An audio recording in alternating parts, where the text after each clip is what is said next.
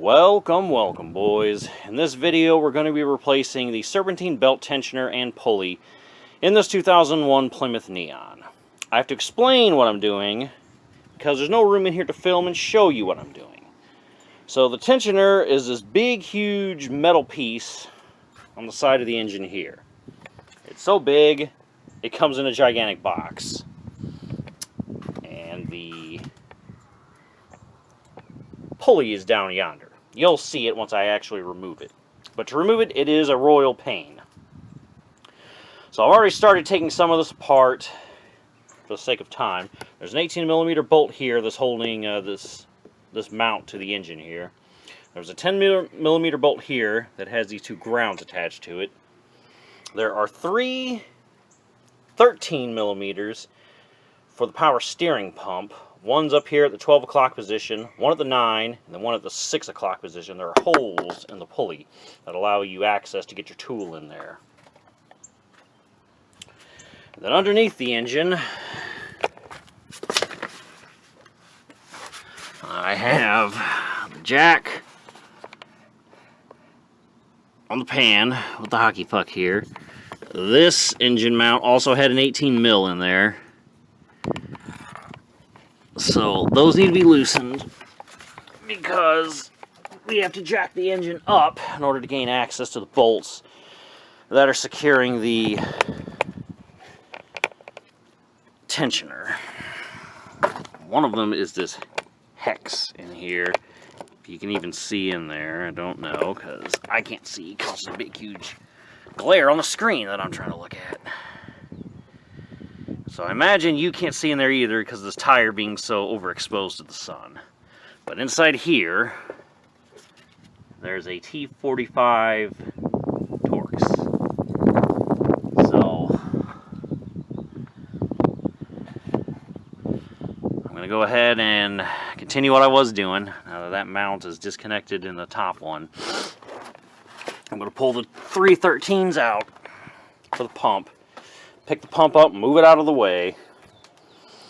Once I zip those out and I'm able to do that, then I should be able to jack the engine up to gain access to the 3 bolts that are holding the timing cover in. I believe I can get to one of them from under the car actually, or at least I could have while it was still jacked up and it wasn't just the engine being lifted. But we've already burned that bridge, so alright, I'll be back momentarily. Okay, I can show you the one I was talking about on the bottom.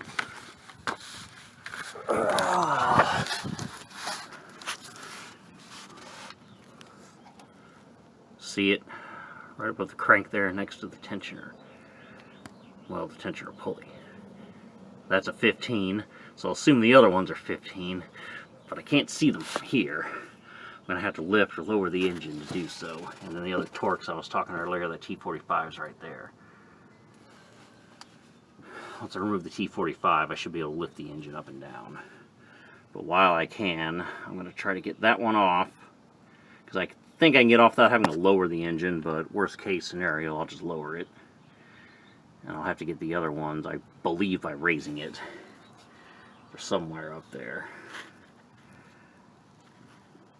They go all the way from the tensioner and thread into the block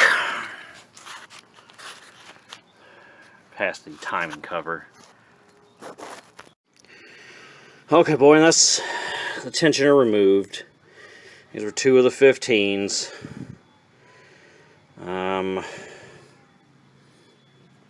The other one was through here. Or was it through here? That was the one from under the car. That one I took off. I feel like that T... And by the way, stand correction, it was a T55 Torx. I feel like that was the one that was through there. And then this was the other one. The other 15. And then that's, of course, where the engine mount went.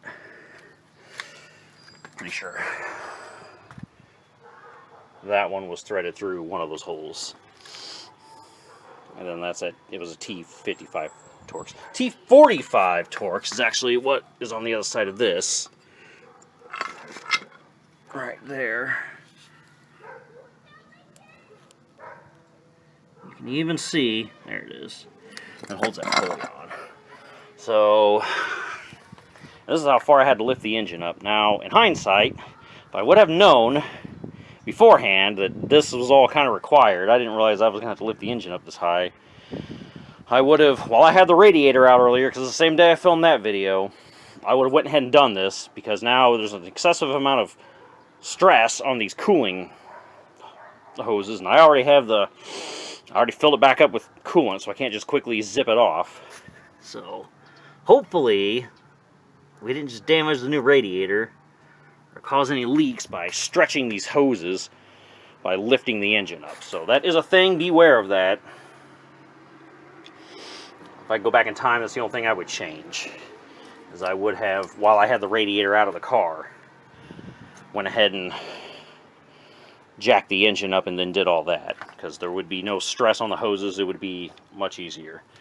This is a time you can inspect your timing belt, I guess. Because we're almost to this, I mean really at this point, we're almost doing a timing belt job. All I would have to do really is adjust the alternator so I can pull the belt off for the alternator, and then pull the crank pulley off, get this timing cover off, and then we're doing a water pump, tensioner, and timing belt at that point, because that's how far into this project you have to get in order to do this. That close. And I didn't film the power steering pump stuff I did last time on this car. This is a new pump and reservoir that I replaced. High pressure and low pressure lines that I replaced. I didn't film that, but we're almost to that point. So, but even at that point, that's when I mentioned. But look how damaged this is. See, like the bearing locked up, and then it completely separated this pulley here, seized it up, and that's what threw the belt. And when I did the power steering pump reservoir high and low pressure lines, I told him that, hey, your belt's making an excessive amount of noise. You probably need to replace that belt and that tensioner. Well, he didn't, and now that's why it's back here for the tensioner job, because he locked up and threw the belt. So that should have been addressed then. And that's also when I told him that the radiator was leaking. But alright, I don't think you need to see me reinstall this, because one, it's hot out here, it's sunny, it's overexposed. You're probably not getting a good visual of any of this anyway. But that's it. I'm going to put the new pulley on the new tensioner, and then bolt this thing back in there, and set the engine back in place, and then bolt it back in with this engine mounts, and call it a boom done.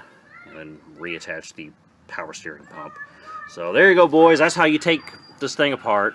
T45 Torx, those are 15s. T55 Torx for the big one that's in the wheel, yanked out there.